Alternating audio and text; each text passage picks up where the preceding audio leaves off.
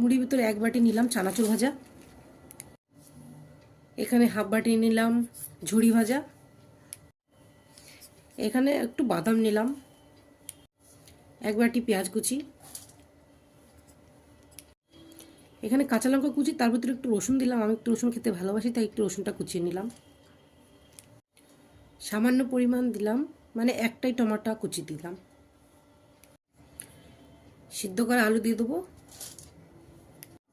এখানে স্প্রাউটস দিয়ে দেবো, এর ভিতর আছে ছোলা আর এই যে স্প্রাউটস মুগের ডাল যেগুলো আমরা বলি, ওই দেখেন এগুলো, আপনার না থাকলে নাও দিতে পারেন, ছোলাও দিতে পারেন আপনি, যে কোনো, আমার কাছে ছিল তাই আমি দিয়ে দিচ্ছি। দিয়ে দেবো ধনেপাতা কুচি, আর এর ভিতরে আমি দেবো এই যে আচারের যে তেলটা ছিল সেই তেলটা আমি দিয়ে দেবো, এটা দিলে